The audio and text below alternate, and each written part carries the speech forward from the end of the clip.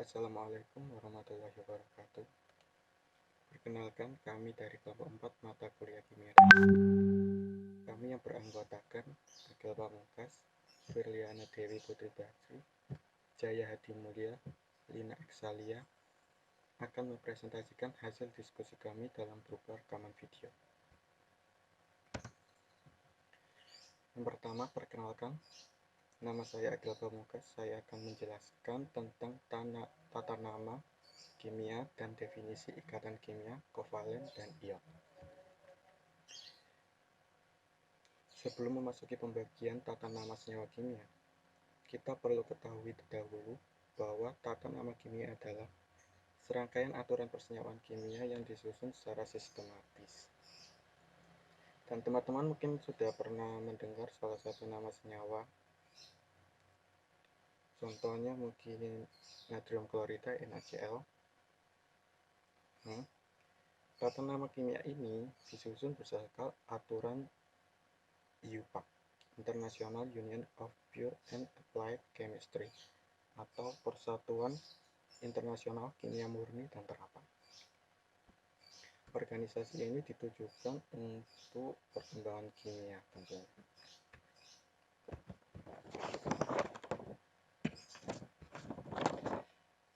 Tata nama senyawa kimia dibagi menjadi dua, anorganik dan organik. Pada kali ini kita membahas tentang yang anorganik. Kenapa? Karena organik akan dibahas pada mata kuliah kimia organik di bab hidrokarbon yang lebih lengkap. Anorganik dibagi menjadi 4, yang terdiri dari senyawa biner ion, senyawa biner kovalen, senyawa poliatom, dan senyawa asam basa. Yang pertama, senyawa biner ion. Senyawa biner ion ini tersusun dari logam dan non-logam dengan penamaannya diakhiri ida. Contohnya NaBr, natrium bromida. Na-nya logam alkali golongan 1 dan Br-nya adalah non-logam golongan 7A. Contoh kedua adalah MgBr2, magnesium bromida. Mg adalah logam alkali tanah golongan 2A dan Br adalah non-logam golongan 7A. Begitupun juga Na2O, natrium oksida. Na golongan logam 1A, sedangkan O adalah non-logam golongan 6A. Logam yang mempunyai lebih dari satu bilangan oksidasi, penulisan nama logam di depan disertai menuliskan bilangan oksidasi dengan angka Romawi. Ini dikhususkan untuk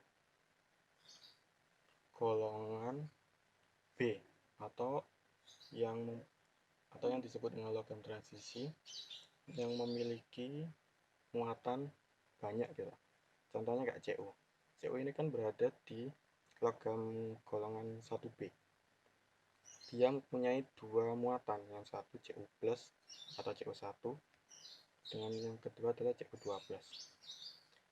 Dan enaknya kalau golongan B itu di ion itu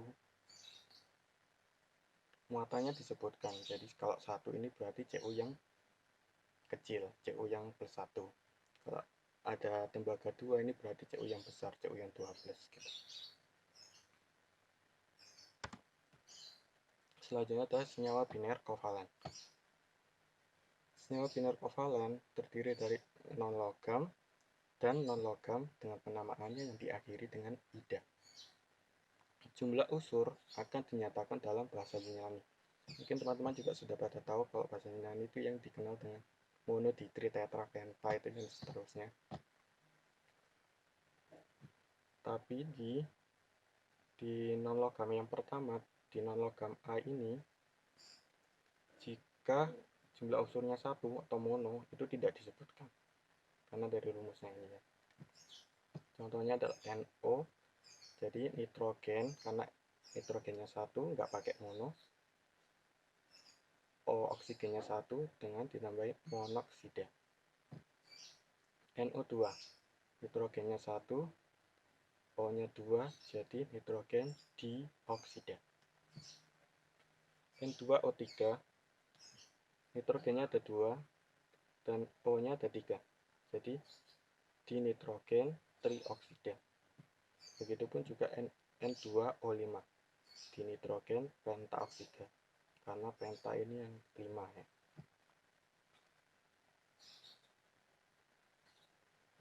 Cara cepatnya intinya kalau kovalen itu senyawanya ada monoditri tetranya. Pokoknya kalau ada monoditri atau nama bahasa Yunaninya itu berarti senyawanya adalah senyawa biner kovalen. Sedangkan kalau ion itu enggak ada.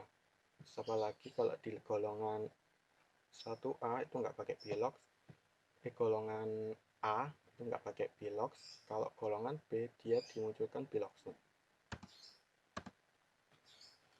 Selanjutnya adalah senyawa poliatom.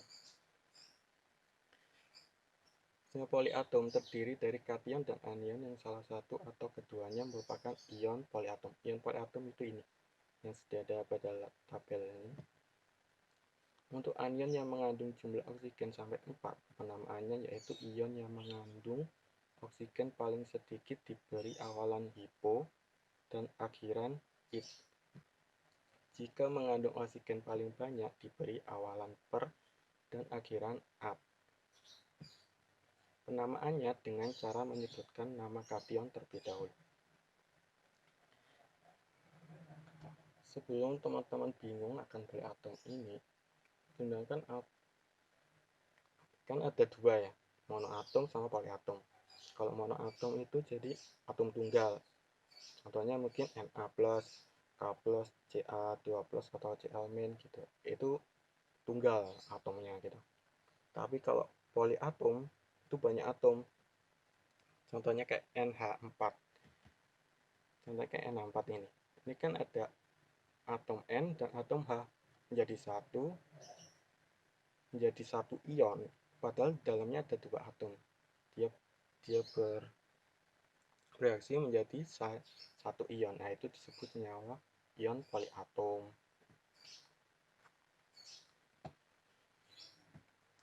Terus untuk yang memiliki oksigen 4, contohnya mungkin ini ClO 1, 2, 3, 4 oksigennya ya. Ini ClO ini. Oksigen yang paling sedikit beri awalan hipo. Oksigen paling sedikit kan ini ClO-1 karena O-nya hipo. Dan akhiran it, jadi hipoklorit. Jika mengandung oksigen paling banyak diberi awalan per dan akhiran at. Terbanyak adalah ClO4-, di awal per dan di akhiran at. Jadi kalau ClO 1, 2, 3, 4 itu bisa mungkin mudah dihafal dengan hipoklorit, klorit, klorat, dan perklorat.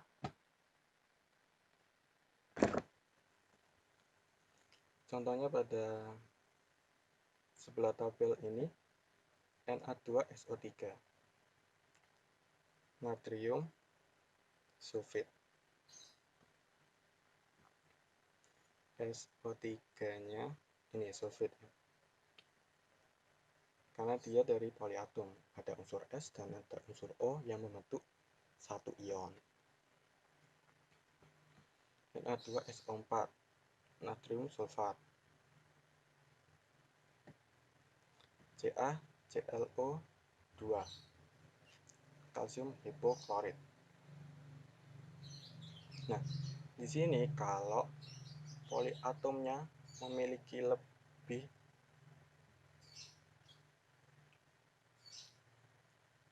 memiliki 2 ya indeksnya, itu harus diberi kurung dengan tanda diberi kurung.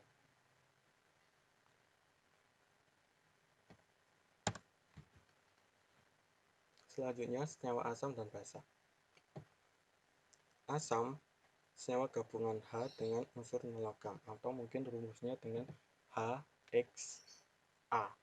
A itu sebagai anion, tapi biasanya dengan itu menghasilkan sisa asam.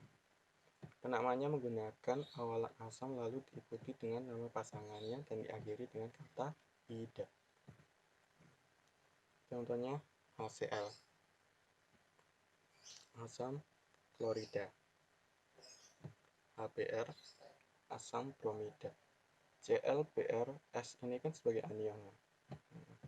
H2S, asam sulfida.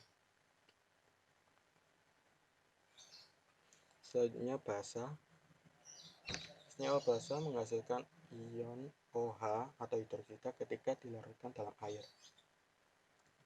Dan senyawa basa terdiri dari logam yang sebagai kationnya dengan OH- atau hidroksida. Penamaannya menyebutkan nama unsur yang terikat dengan OH dan diikuti dengan kata hidroksida. Rumus basa itu biasanya BOHX.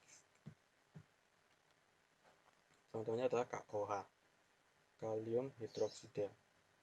Kaliumnya dibaca dulu, terus diakhiri dengan hidroksida sesuai dengan penamaannya. NaOH, natrium hidroksida. CuOH, karena Cu adalah golongan B, sehingga disebutkan muatannya tembaga 2 hidroksida.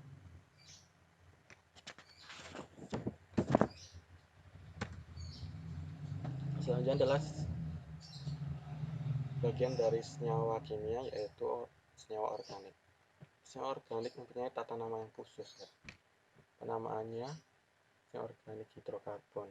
Jadi materi ini akan dijelaskan lebih rinci di pelajaran kimia organik di bab hidrokarbon. Ya mungkin teman-teman juga sudah pada tahu yang aldana, alkena, alkuna itu.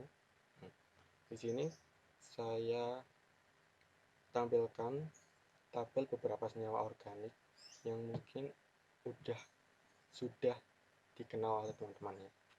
Contohnya metana adalah CH4, etana C2H6, propana C3H8, etana C2H4, propena C3H6, dan seterusnya.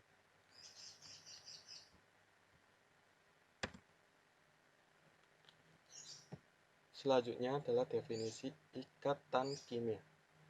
Ikatan kimia adalah sebuah gaya tarik-menarik yang dihasilkan oleh atom-atom sehingga kemudian akan berkombinasi dan membentuk sebuah senyawa. Ikatan kimia yang pertama, macam-macam jenis-jenisnya. Yang pertama adalah ikatan ion. Ikatan ion adalah sebuah gaya elektrostatik yang mempersatukan ion-ion dalam suatu senyawa ionik. Ion-ion yang diikat oleh ikatan kimia ini terdiri dari kation dan juga anion. Ion ini yang teman-teman mungkin kenal adalah proses saling melepas atau menerima elektron. Itu ion, itu ikatan ion. Sedangkan ikatan kovalen itu yang dikenal dengan pemakaian bersama, pemakaian elektron bersama.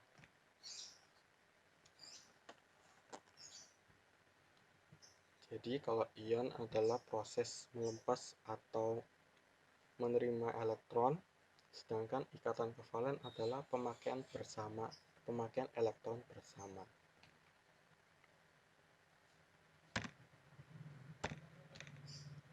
Baik, mengenai pembahasan selanjutnya akan dibahas oleh rekan saya. Pengikatan dalam ikatan. 1. Pembentukan ikatan ion. Ikatan ion adalah ikatan yang terjadi akibat perpindahan elektron dari satu atom ke atom lain. Ikatan antar unsur akan stabil jika elektron terluar berjumlah 2 dan 8. Perhatikan contoh pembentukan ikatan ion antara unsur Na dan Cl berikut ini. Contoh ikatan antara 11 Na dengan 17 Cl. Elektron terluar Na berjumlah 11 dengan penulisan KLM 281. Melepas satu elektron membentuk Na+, sehingga memiliki kulit terluar 2 dan 8. Sedangkan Cl memiliki jumlah elektron 17 dengan penulisan KLM 287. Karena Na menerima satu elektron, sehingga penulisannya Na menghasilkan Na++ E-. Sedangkan Cl karena menerima satu elektron, sehingga penulisannya Cl plus E- menghasilkan Cl-. Setelah disetarakan, Na plus Cl menghasilkan Na plus Cl-, membentuk ikatan ion NaCl, yaitu natrium klorida. 2. Pembentukan ikatan kovalen. 1. Ikatan kovalen tunggal. Atom H memiliki 1 elektron valensi, sedangkan atom F memiliki 7 elektron valensi. Agar atom H dan atom F memiliki konfigurasi elektron yang stabil, maka atom H dan atom F masing-masing memerlukan 1 elektron tambahan sesuai dengan konfigurasi elektron He dan Ne. Jadi atom H dan atom F masing-masing meminjamkan 1 elektronnya untuk dipakai bersama. 2. Ikatan kovalen rangkap 2. Contohnya, ikatan yang terjadi antara atom O dengan O membentuk molekul O2. Konfigurasi elektronnya 8O sama dengan 2 dan 6. Atom O memiliki 6 elektron valensi, maka agar diperoleh konfigurasi elektron yang stabil, tiap atom O memerlukan tambahan elektron sebanyak 2. Kedua atom O saling meminjamkan 2 elektronnya, sehingga kedua atom O akan menggunakan 2 pasang elektron secara bersama.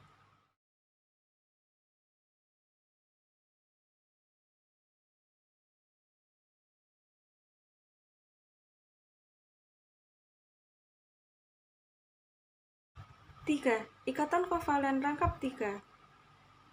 Contohnya, ikatan antara atom N dengan N membentuk molekul N2. Konfigurasi elektronnya 7N sama dengan 2 dan 5. Atom N memiliki 5 elektron valensi. Maka agar diperoleh konfigurasi elektron yang stabil, tiap atom N memerlukan tambahan elektron sebanyak 3. Kedua atom N saling meminjamkan 3 elektronnya, sehingga kedua atom N akan menggunakan 3 pasang elektron secara bersama.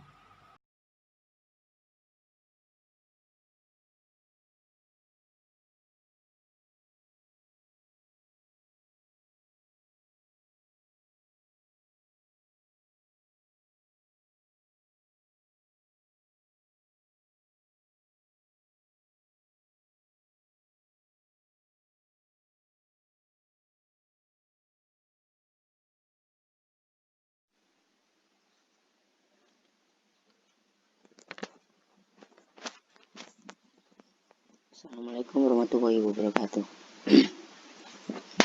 Sini saya Jayadi Mulya dengan NPM 08 2020 101877 akan mempresentasikan materi tentang simbol Lewis.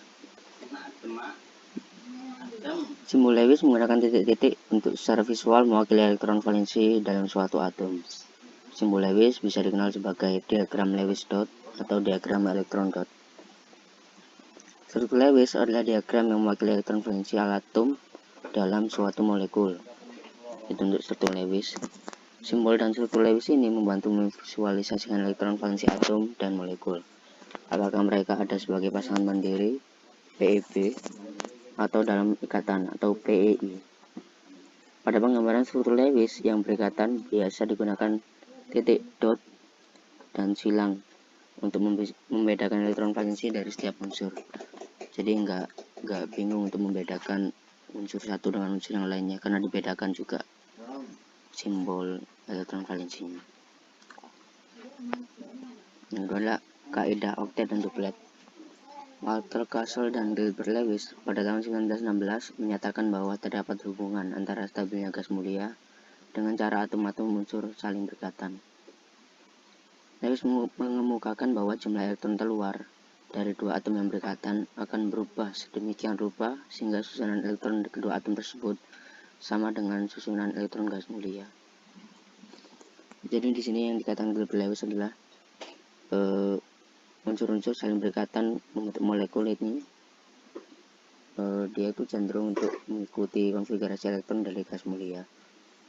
Nah, kecenderungan atom-atom untuk memiliki konfigurasi elektron disebut kaidah oktet dan duplet. Kaidah oktet dipenuhi apabila atom memiliki 8 elektron pada kulit terluar, sedangkan kaidah duplet dipenuhi apabila atom memiliki 2 elektron pada kulit terluar. Nah, di sini bisa diperhatikan untuk kaidah duplet tadi berarti unsur-unsur yang saling berikatan itu mengikuti susunan elektron dari helium. Di sini dia kan elektron valensinya ada 2. Kalau yang oktet ya dengan gas mulia yang lain karena semuanya juga 8 di sini.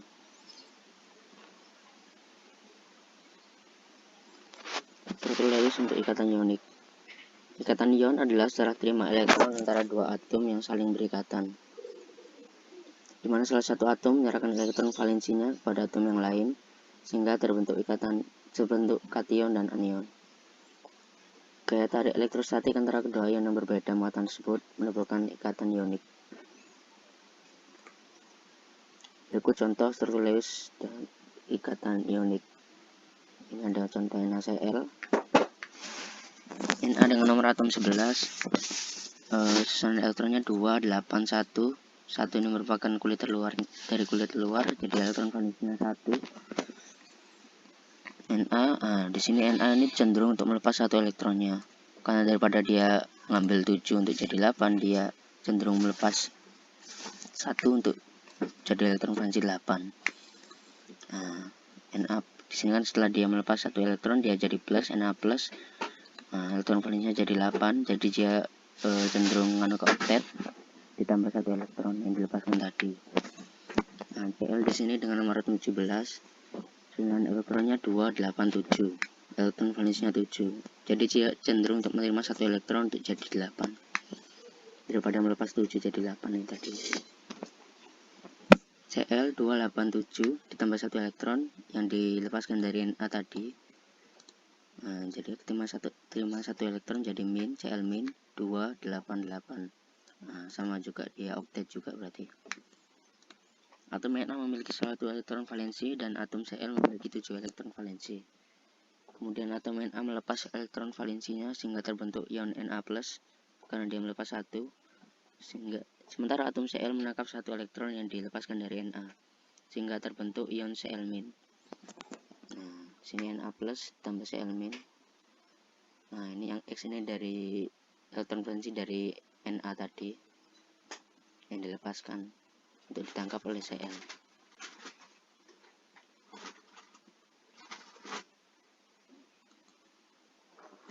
Itu adalah MgO. Mg dengan nomor atom 12. Susunan elektron adalah 282. Nah, dimana elektron valensi luarnya adalah 2. Nah, sama seperti tadi aturannya dia cenderung untuk melepas 2 ini untuk jadi kulit terluarnya 8 daripada menangkap 6 dan dari oksigen. Jadi ini Mg2+ karena dia melepas 2 elektron. Jadi susunan elektronnya jadi gini.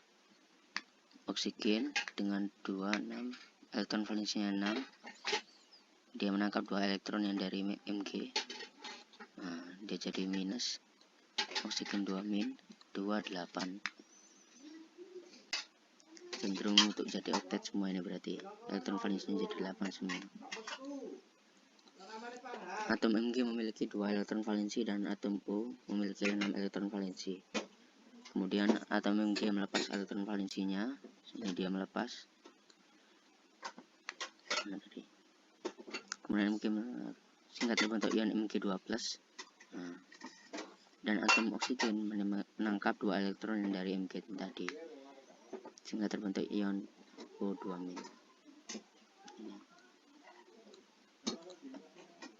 Nah, ini untuk yang X ini yang dari Mg tadi yang dilepaskan yang ditangkap oleh oksigen.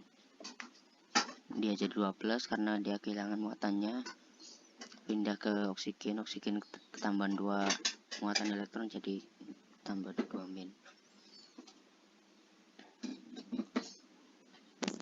Selanjutnya adalah struktur Lewis untuk ikatan kovalen. Ikatan kovalen adalah ikatan yang terjadi karena pemakaian pasangan elektron secara bersama-sama untuk mencapai konfigurasi oktet atau duplet. Kalau ion tadi kan dia ada serah terima elektron, jadi terjadi ikatan ionik. Kalau yang kovalen ini dia penggunaan elektron secara bersama-sama. Ikatan kovalen terjadi antara unsur-unsur non-logam dengan logam. Contohnya adalah ikatan kovalen tunggal. Di sini ada Br2, nomor atomnya 35, susunan elektronnya 2, 8, 18, 7. Elektron valensinya 7. Kalau yang ikatan ionik tadi kan yang 7 ini cenderung menangkap kan. Nah, tapi kalau yang di ikatan kovalen ini dia menggunakan secara bersama-sama. Nah, jadi bisa digambarkan seperti ini. Br yang satunya menggunakan simbol X, satunya menggunakan dot. Jadi kita gambarkan dulu sebenarnya. Br ada 7, 1, 2, 3, 4, 5, 6, 7. Nah, yang 3 pasangan ini kan sudah berpasangan. Yang satu ini kan masih sendirian toh, gak ada pasangannya. Sama juga yang BR satunya begitu. Nah, jadi dia menggunakan secara bersama-sama di sini. Nah, di sini. Elektron digunakan secara bersama-sama untuk membentuk ikatan. Di sini adalah pasangan elektron ikatan. Bisa digambarkan dengan gini. Kan dalam satu garis ini adalah satu pasang elektron. Nah, satu pasang elektron ini bisa digambarkan dengan satu garis. Itu mengapa dikatakan sebagai ikatan kovalen tunggal. Karena ada satu pasang elektron saja yang berikatan di sini. Selanjutnya adalah CH4. C dengan nomor atom 6. Susunan elektronnya 2, 4 dengan elektron valensi 4. Atom hanya memiliki salah satu elektron valensi. Nah, di sini. C dengan 4 elektron valensi, H dengan masing-masing 1 elektron valensi. Nah, ikatan seperti ini. C, X ada 4 nih, 1, 2, 3, 4. Berikatan dengan masing-masing 1 elektron valensi dari H. Yang H ini cenderung untuk jadi oktet, jadi duplet. Nah, ini ada 2 dia. Menggunakan bersama-sama dengan 1 elektron valensi dari C. Sama H yang lain juga. Nah, kalau yang C ini dia cenderung untuk jadi oktet karena menggunakan masing-masing 1 elektron yang disumbangkan dari H. Bukan disumbangkan sih, digunakan secara bersama-sama. 1, 2, 3, 4, 5, 6, 7, 8. Dia jadi oktet. Nah, untuk setiap pasang elektron yang berikatan dengan unsur yang lain itu digambarkan dengan garis 1 gini. 1, 2, 3, 4. Sama ini sebenarnya. Oke, next. Nah, ini contoh yang selanjutnya adalah H2O.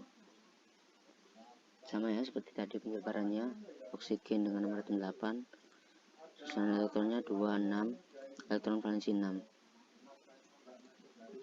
Oksigen dengan 6 elektron valensi digambarkan dulu 1, 2, 3, 4, 5, 6.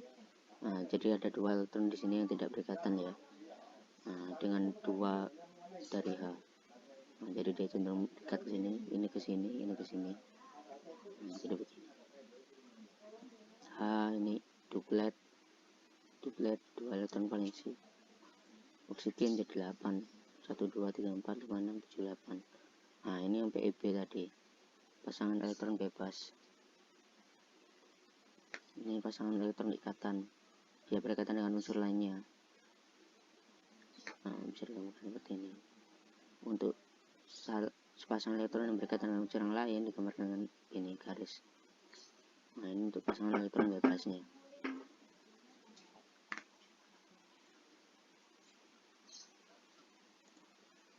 Ikatan kovalen rangkap 2. Ikatan kovalen rangkap 2 merupakan ikatan yang terjadi antara atom-atom non-logam. Ini ikatan kovalen definisinya, di mana masing-masing atom menyumbangkan 2 elektron yang tidak berpasangan, sehingga terbentuk konfigurasi oktet. Menyumbangkan 2 elektron yang tidak berpasangan, berarti dalam ikatan itu ada 2 pasang elektron.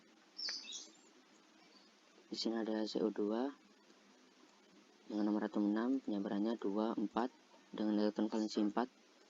Oksigen dengan nomor atom 8, Jawabannya 2, 6, elektron valensinya 6. Nah, digambarkan terlebih dahulu C dengan 4 elektron valensi, oksigen dengan 6 elektron valensi, 1, 2, 3, 4, 5, 6. Nah, begini. Nah, bisa dilihat dari ikatannya di sini. Masing-masing atom menyumbangkan 2 elektronnya yang tidak berpasangan. Nah, 2 elektron yang tidak berpasangan di sini berikatan dengan 2 elektron dari oksigen. Jadi ada 2 pasang elektron yang berikatan di sini. Nah, bisa digambarkan seperti ini. Itu mengapa dikatakan sebagai ikatan rangkap 2, karena ada 2 pasang elektron berikatan. Nah, ini contoh selanjutnya adalah oksigen. Nomor atomnya 8, susunan elektronnya 2, 6 dengan elektron valensi 6. Nah, sama seperti itu, ada dua elektron di sini yang tidak berikatan, sama dengan oksigen satunya. Ya, jadi dia berikatan di sini. Sama-sama oktet semua ini. 1, 2, 3, 4, 5, 6, 7, 8. 1, 2, 3, 4, 5, 6, 7, 8. Nah, 2 pasang elektron bisa digambarkan dengan 2 garis. Ikatan kovalen rangkap 3.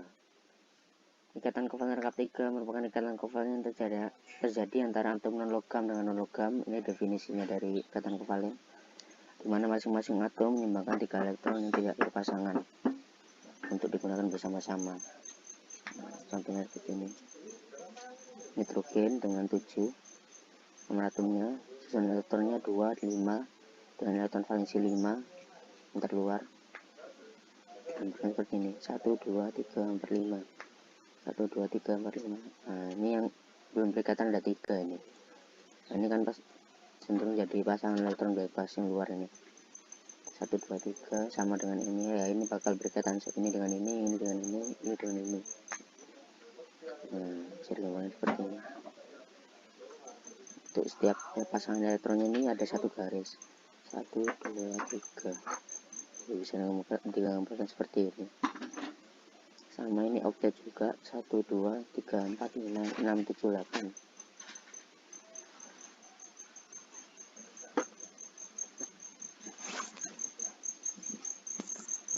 Ikatan kovalen koordinat. Ikatan kovalen koordinasi atau ikatan datif atau ikatan kovalen semipolar adalah ikatan kovalen yang terjadi karena pemakaian bersama pasangan elektron yang berasal dari salah satu atom yang memiliki PEB. Sedangkan atom lainnya hanya menyediakan orbital. Sini contohnya adalah H2SO4. Atom H hanya memiliki 1 elektron valensi. S dengan 16 nomor atomnya. Susunan elektronnya 2, 8, 6 dengan elektron valensi 6. Oksigen begitu. 8, 2, 6 elektron valensi 6 sama. Mungkin gambarnya agak rumit di sini.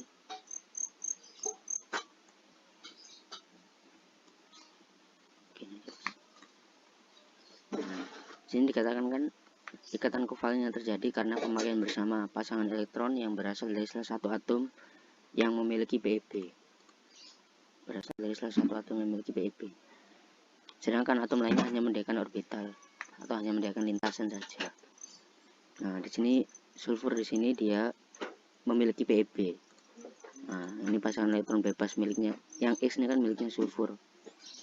Yang ini kan pasangan elektron ikatan karena dia berikat dengan salah satu elektron valensi dari oksigen. Nah, kalau yang X semua ini kan punyanya sulfur semua. Dia berpasangan, cuma dia berpasangan elektron bebas karena tidak berikatan dengan salah satu elektron valensi dari oksigen. Nah, dia digunakan bersama dengan oksigen untuk memenuhi kaidah oktet tadi. Cuma oksigen hanya menyediakan lintasannya saja, hanya menyediakan orbitalnya saja. Nah, di sini. Nah, ini makanya yang dua pasangan ini yang dikatakan sebagai ikatan kovalen koordinasi. Itu mungkin lebih dilihat lagi. Ini yang milik dari sulfur digunakan oleh oksigen untuk memenuhi kaidah oktetnya. Tapi oksigen tidak menyumbangkan salah satu elektronnya untuk berikatan, hanya menyediakan lintasannya saja.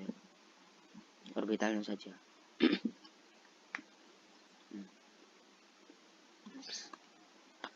Nah, ini contoh lainnya. SO3 sama ini 16 286 dengan elektron valensi 6, oksigen susunan elektron 2 6, elektron valensinya 6. Ini pasangan elektron bebasnya ini 2 ini kan yang berikatan. Ini pasangan elektron bebas digunakan oleh oksigen untuk memenuhi kaidah oktetnya, tapi oksigen hanya menyediakan lintasannya saja, menyediakan orbitalnya saja. Gitu. Bisa digambar seperti ini ya. Kalau yang ikatan kovalen koordinat itu ada garis panah begini. Kalau ini kan yang 2 pasang elektron tadi. Nah, ini bentuk gambar panah.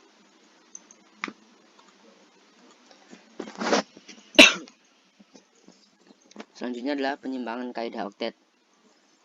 Ya, pada kenyataannya aturan oktet tidak selalu bisa digunakan untuk meramalkan rumus kimia senyawa biner sederhana. Ternyata aturan tersebut banyak dilanggar dan tidak bisa digunakan untuk meramalkan rumus kimia senyawa dari unsur-unsur transisi. Beberapa senyawa bersifat stabil meskipun tidak memenuhi kaidah. Berikutlah contoh beberapa penyimpangannya. Penyimpangan yang pertama yaitu molekul tidak mencapai oktet.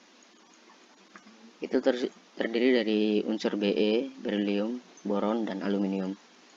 Nah, ini Ba3 dengan nomor atom 5, susunan elektronnya 2, 3 dengan elektron valensinya 3.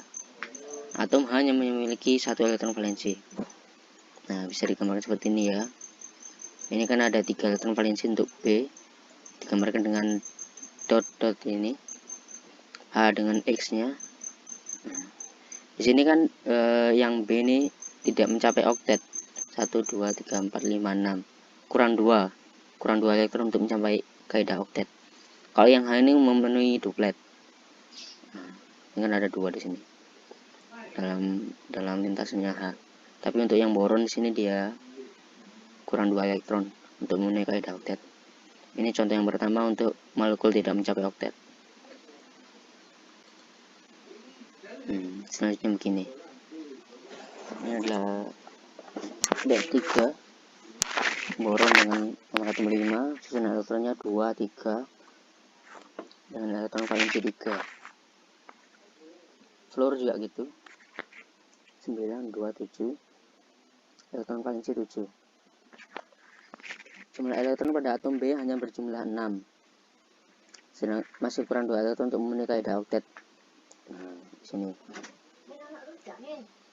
Nah, yang gambarnya jelas. Untuk yang X ini miliknya boron. Jadi 1, 2, 3, 4, 5, 6. Nah, untuk yang fluor tadi dia sudah mencapai oktet, menerima 1 elektron valensi dari boron. 1, 2, 3, 4, 5, 6, 7, 8. Nah, tapi kita bisa saja menuliskan struktur Lewis yang memenuhi keaturan oktet dengan menjadikan ikatan rangkap antara boron dan fluor. Nah, begini. Jadi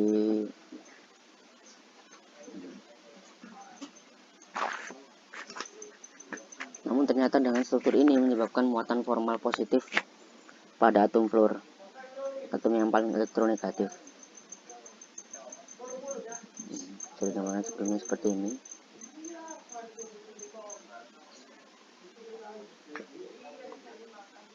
Nah, dengan struktur ini bisa diketahui beberapa struktur resonansi dari BF3.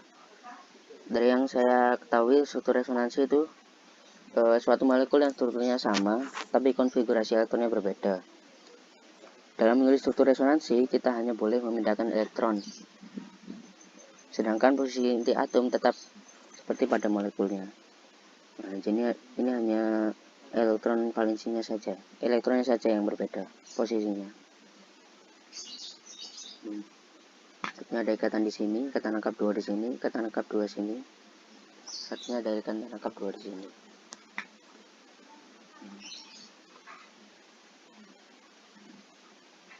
Oke, next.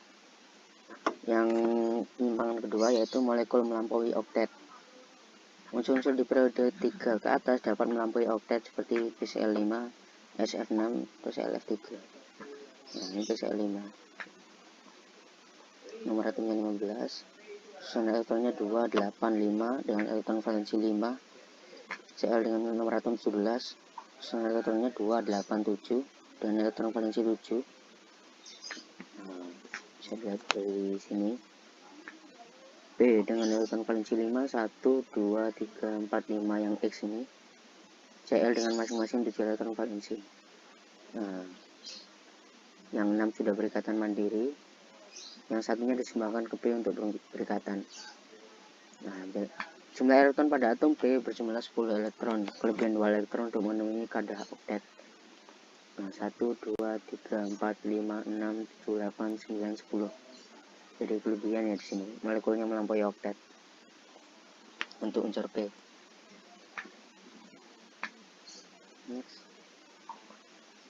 Nah, selanjutnya SF6. Sulfur dengan nomor atom 16. Susunan elektronnya 2, 8, 6, elektron valensi 6. Fluor nomor atom 9, susunan elektronnya 2, 7, elektron valensi 7. Jumlah elektron pada atom S berjumlah 12 elektron, kelebihan 4 elektron untuk memenuhi kaidah oktet. Nah, di sini S-nya ada 1, 2, 3, 4, 5, 6, 7, 8, 9, 10, 11, 12. Kelebihan 4 elektron, 4 pasang. Tapi untuk F-nya dia udah benar. 1, 2, 3, 4, 5, 6, 7, 8. Salah satu limit makanya di sini di atom S. Ini adalah molekul yang memiliki elektron valensi ganjil. Pada struktur Lewis dengan jumlah elektron valensi ganjil tidak mungkin semua elektron dapat berpasangan, sehingga tidak mungkin memenuhi aturan oktet pada setiap atom. Nah, ini contohnya nitrogen monoksida. Untuk N-nya tadi elektron valensinya 5, yang oksigen 6. Tadi di contoh ada. Dengan totalnya 11 elektron valensi.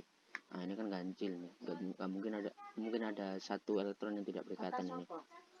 Digambarkan seperti ini. 1, 2, 3, 4, 5, 6, 7, 8, 9, 10. Nah, ini untuk setiap garis kan ada sepasang. 1, 2, 3, 4, 5, 6, 7, 8, 9, 10, 1. Nah, ini salah satu elektron yang tidak berpasangan. Nah, jenis molekul seperti ini disebut radikal bebas. Tidak berpasangan, tidak berikatan, bersifat paramagnetik dan sangat reaktif. Karena satu elektron valensi yang tidak berikatan ini dia cenderung untuk sangat reaktif untuk berikatan dengan unsur-unsur yang lain atau molekul-molekul yang lain. Selanjutnya adalah metode penulisan struktur Lewis. Ada 5 langkah dalam penulisan struktur Lewis. Nomor 1, tentukan jumlah total elektron valensi terlebih dahulu. Terus menggambarkan ikatan tunggal di sekitar atom pusat dengan berisi 2 elektron setiap ikatan. Tambahkan pasangan elektron bebas di sekeliling atom ujung agar atom ujung memenuhi karbon oktet kecuali hidrogen. Nomor 4, elektron yang tersisa dituliskan sebagai pasangan elektron bebas di sekitar atom pusat. Nomor 5, jika diperlukan, pindahkan satu atau lebih pasangan elektron bebas dari atom ujung sehingga membentuk ikatan rangkap pada atom pusat. Yang pertama, menentukan jumlah total elektron valensi. Jumlah total elektron dalam struktur Lewis dari suatu molekul adalah sama dengan jumlah elektron valensi dari masing-masing atom. Sini NF3, jumlah total elektron valensinya N ini 5, F ini 7 untuk tiap satu atomnya dikali 3 karena dia ada 3 atom di sini. 3 kali 7, 21 tambah 5, 26. Untuk anion poliatomik, tambahkan jumlah elektron valensi dengan muatan negatif. Contohnya NO3 min, dia ada muatannya di sini, min. Jumlah total elektron valensinya sama, nitrogen 5, untuk oksigennya kan 6, ada 3 atom dikali 3. Tambah 1. Tambah 1. Untuk muatannya tadi, untuk anion poliatomik tambahkan jumlah elektron valensi dengan muatan negatif. Nah, jadi begini, sama dengan 24. Untuk kation poliatomik, kurangkan jumlah elektron valensi dengan muatan positif. Jadi kalau muatannya minus ditambah dalam elektron valensi. Kalau muatannya positif dikurangi. Nitrogen 5 tambah 4 kali 1 kurangi 1 sama dengan 8. Nomor 2 adalah menggambar ikatan tunggal di setiap atom pusat dengan berisi 2 elektron setiap ikatan. Atom H hanya memiliki 1 elektron pada kulit valensinya, sehingga hanya dapat membentuk 1 ikatan. Oleh karena itu, atom hidrogen selalu diletakkan sebagai atom ujung. Atom pusat biasanya memiliki keelektronegatifan yang paling rendah, sedangkan atom ujung umumnya memiliki elektronegatifan yang lebih tinggi. Menggambar ikatan tunggal di sekitar atom pusat. Ini ada ikatan tunggal di sini. Sepasang elektron. Berisi sepasang elektron atau 2 elektron setiap ikatan. Yang ketiga, tambahkan pasangan elektron bebas di sekitar atom ujung. F memiliki 7 elektron valensi sehingga elektron yang tersisa sebagai pasangan elektron bebas adalah 3 pasang. F ini udah berikatan dengan sepasang di sini. 7 dikurangi 2 berarti yang tersisa. F memiliki 7 elektron valensi sehingga elektron yang tersisa sebagai pasangan elektron bebas adalah 3 pasang. Ya, sisanya di sini dikurangi 1, maaf, makanya kok tidak benar. Dia kan F ini satu elektron valensi di sini berkaitan dengan 1 elektron valensi dari N, jadi dikurangi 1, jadi ada sisa 6 elektron valensi milik F. Nah, digambarkan 6.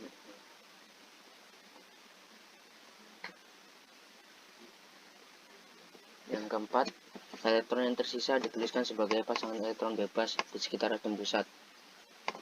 N memiliki 5 elektron valensi sehingga elektron yang tersisa sebagai pasangan elektron bebas adalah sepasang. Nah, yang nitrogen tadi kan elektron valensinya 5, disumbangkan 1, 1 untuk melakukan ikatan, berarti 5 kurangi 3 sisa 2, berarti sisa sepasang. Nah, itu digambarkan dengan pasangan elektron bebas di sini.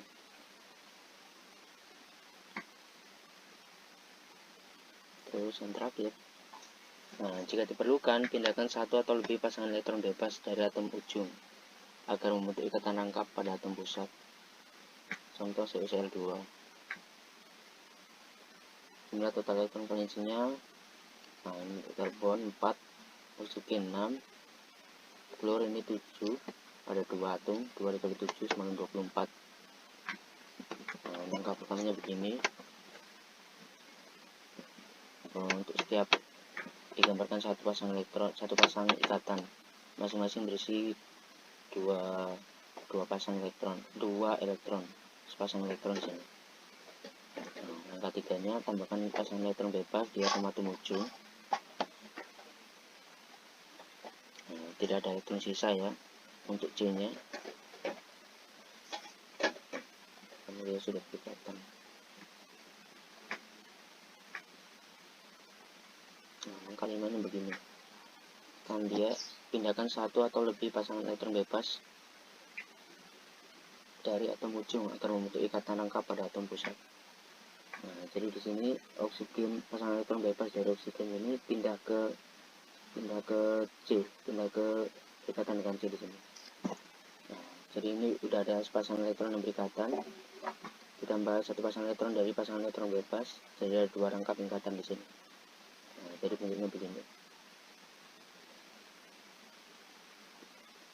Oke, sekian presentasi dari saya.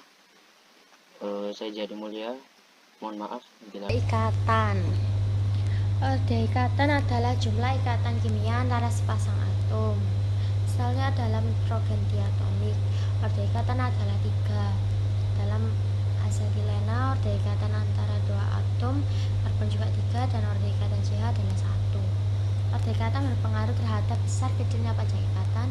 Makin tinggi orde ikatan, maka ikatannya semakin pendek. Begitu pula sebaliknya, makin tinggi orde ikatan suatu ikatan molekul, maka ikatan yang terjadi di antara molekul semakin kuat.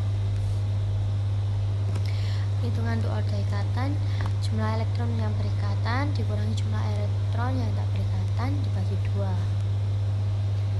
Sifat-sifat ikatan ion. 1. Memiliki titik didih dan titik leleh yang tinggi. 2. Keras tapi rapuh. Bersifat keras karena ion-ion positif dan negatif terikat kuat ke segala arah oleh gaya elektrostatik. Bersifat rapuh dikarenakan lapisan-lapisan dapat bergeser jika dikenakan gaya luar.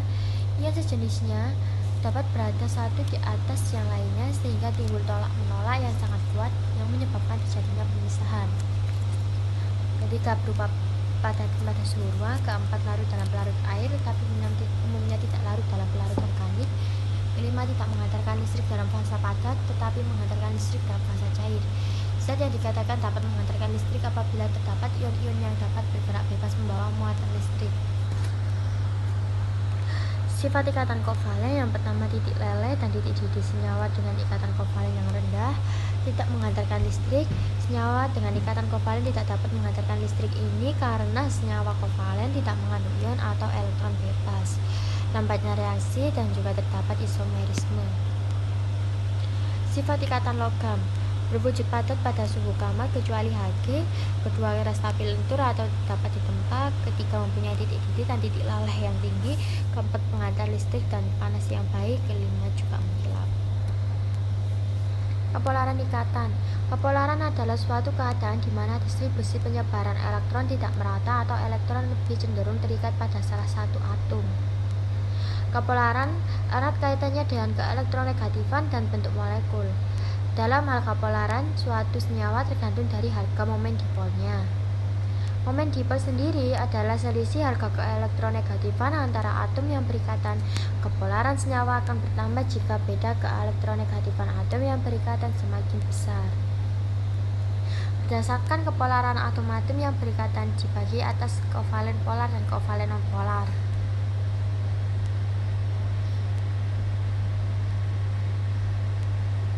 Kovalen polar. Di dalam molekul HCl, pasangan elektron yang dipergunakan bersama lebih tertarik kepada Cl karena atom Cl lebih kuat menarik elektron daripada atom H. Akibatnya dalam molekul HCl berbentuk dikutub. Ikatan kovalen semacam ini disebut ikatan kovalen polar. Ikatan kovalen polar, suatu ikatan juga dapat ditentukan dengan mudah, yaitu apabila ikatan tersebut mengandung dua atom yang tidak sejenis. Misalnya HCl, HBr, NH3 dan sebagainya. Kovalen nonpolar. Dalam molekul H2, Cl2, O2, pasangan elektron yang digunakan bersama tertarik sama kuat oleh atom yang berikatan karena itu tidak terjadi berkutub. Ikatan kovalen yang demikian disebut ikatan kovalen nonpolar. Molekul-molekul unsur yang terdiri dari dua atom yang sejenis memiliki ikatan kovalen nonpolar, misalnya N2, H2, Br2, Cl2, O2 dan sebagainya. Kepolaran senyawa yang terdiri dari lebih dari dua atom. Untuk molekul yang mengandung atom lebih dari dua dan tidak sejenis, ikatan kimianya tetap merupakan ikatan kovalen polar, tetapi dapat bersifat nonpolar jika bentuk molekulnya simetris dan atom pusat tidak mempunyai pasangan elektron bebas VEB. Untuk contohnya seperti CH4, BF3, SO3, CO2, ikatan antara atomnya adalah ikatan kovalen polar, tetapi molekul tersebut bersifat nonpolar. H2O, NH3, BCl3, ikatan antara atomnya kovalen polar dan molekul bersifat nonpolar.